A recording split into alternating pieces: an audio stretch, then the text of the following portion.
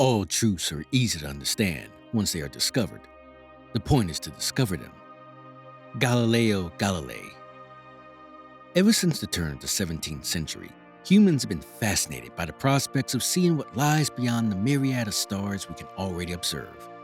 Nebulas, supernovae, and star clusters are all visible as specks of twinkling light from the surface of the Earth, and for the better part of history, we have been deprived of witnessing the absolute beauty of the universe. The intricate dance between stardust and cloud, the exuberant glow of a dying star, and the distant recesses of our universe that have been visible to us from the Hubble can now be appreciated to a greater capacity through the images provided to us by the James Webb Space Telescope. We can enjoy the beauty of the universe firsthand. The James Webb Space Telescope released the first images of the primordial universe and mystifying dust clouds back in July, but it has been very busy since, and this interstellar paparazzi has been constantly delivering some extraordinary captures of galaxies, clusters, and nebulas. So we already know how far back in the past the James Webb Space Telescope can see, but to appreciate how much detail it can capture in a single image, we need not look further than its latest collage of photos. Let's dive into it. Number 10. The Crab Nebula. The Crab Nebula was first witnessed by Chinese astronomers back in 1054 AD. It is the result of a massive supernova. It has a massive neutron star at its core that periodically emits radio waves, thus also making it a pulsar wind nebula in the constellation of Taurus. The intricate shape of the nebula is a result of the staccato bursts of radio waves and light in tandem with the fast-moving particles that were ejected at the time of the explosion. The common name comes from William Parson, who observed the vestiges in 1842 using a 36-inch telescope. Its uncanny resemblance to a crustacean led to him to coin the name it is associated with today. Sitting 6,500 light-years from Earth, this was one of the first astronomical objects identified that can be associated with historical records of supernova. Number 9. The Spirograph Nebula. Shaped like the multifaceted surface of an iris, this nebula is 2,000 light-years from Earth and resides in the constellation Lepus. Though the origins of this nebula are still unknown, it can be reasonably inferred that the spot in the center of the image was a red giant that ejected its outer layer some 1,000 years ago to give us the bright nebula we can see today. The remnants of the core of the red giant are still visible, and it weaves ultraviolet light through the debris and space dust that give us wonderful fluorescent. The contents of the nebula will eventually disperse into the vastness of space and leave behind a white dwarf star for billions of years to come. Our sun is expected to undergo a similar death, but it still has 5 billion years to go before that can happen. The JWST reveals some truly magnificent textures in the nebula that we still can't explain. Number 8. The Cassiopeia A.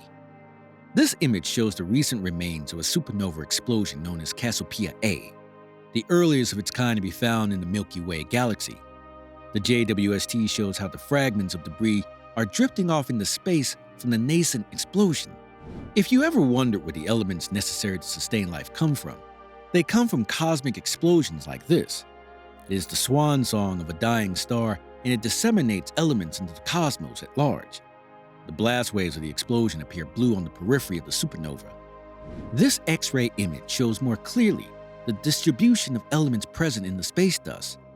The red in the cluster represents silicon, the green are calcium, and the yellows are sulfur, and these are the major constituents of the nebula.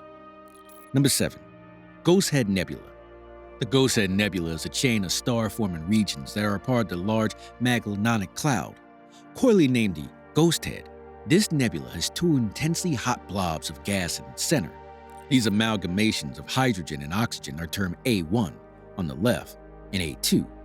These are the eyes of the ghost, and they are the epicenter of hot and intense radiation and stellar winds that propagate outward. A2 is a bit more complicated due to the presence of more dust that obscures its relative magnitude. These giants must have formed some 10,000 years ago, and the entire nebula is some 50 light-years across. It is also one of the few sister galaxies of the Milky Way. Number 6. Jewel Bug Nebula. This is a planetary nebula, which essentially means that it came about from the explosion of a dying star. It is a system of dense clouds and gas that the impact of the explosion is pushing out into space to collide with other stars in the system. This nebula is unique insofar as the origins of its shape. That is why it's been named the Jewel Bug Nebula, because of its peculiar shape and because of its brightly colored metallic shell. This is not as old as some of the other entries on this list, clocking in at just 600 years old. That's about as old as a vase from the Ming Dynasty. The nebula itself comprises a thick ellipsoidal shell that carries a dense cloud of ionized gases. Since it is still in its nascent stage of development, it is only 0.1 light-years across. Number 5. The Retina Nebula. The Retina Nebula exudes a certain beauty that is often not found in planetary nebula. It is almost perfectly symmetrical, but this image shows only the front view of the system. The rest is obscured by the thick space dust. But if we were to observe it from the top, it would appear to be a giant donut.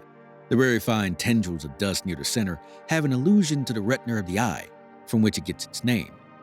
The sphere of material confines the radiation that propagated from the dying star.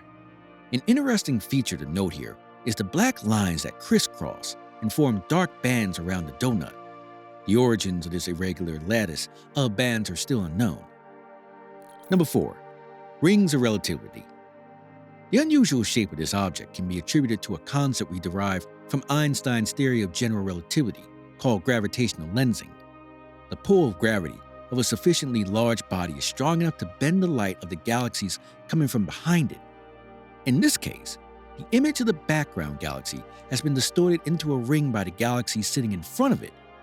Since these two galaxies are almost in line, the effect of the rings is much clearer, the background galaxy wrapping itself into a nearly perfect ring around. Number 3. The Mammoth Star. This image shows a pair of colossal stars, WR25 and TR16-244, located inside the cluster of Trumpler 16. It is embedded in the Carina Nebula some 7,500 light-years from Earth. The brightest star is the WR25, which is situated in the middle of the image, and to its left is the TR16-244. These ominously bright stars conjure the image of some giant's eye peering in through the cosmos. Number 2. Messier 2. This globular cluster is part of the Messier catalog and is roughly 37,000 light-years from Earth and resides in the constellation Aquarius. A globular cluster is a spherical ball of stars that are attracted to each other because of their gravitational strength. It is 150 light-years across and one of the largest of its kind. It contains more than 150,000 stars, with most of them concentrated near the center. It was discovered in 1746 by the French astronomer Jean-Dominique Maraldi while he was observing a comet. Now, this is one of the few clusters that you can view from your very own backyard with the best chances in October. Number 1. The Lagoon Nebula. The Lagoon Nebula is also part of the Messier catalog, but unlike the previous entry, this cloud of star-forming gas is located in the Sagittarius constellation. Hubble's pictures of the center of the nebula are obscured by a thick cauldron of dust. This is because of the intense ultraviolet radiation coming from within the bright stars, ionizing the gas and causing it to shine.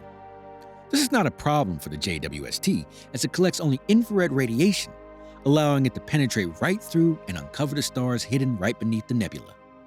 The JWST will invariably provide the groundwork for some breakthroughs in the future, from discovering the feasibility of habitable planets in the Proxima and TRAPPIST systems, to exploring the origins of the universe. It will give us a glimpse into just how grandiose our universe is. So there you are, guys. I hope this video offers some good insight. If you enjoyed it, be sure to hit the like button and subscribe for more content like this. And as always, thanks for watching.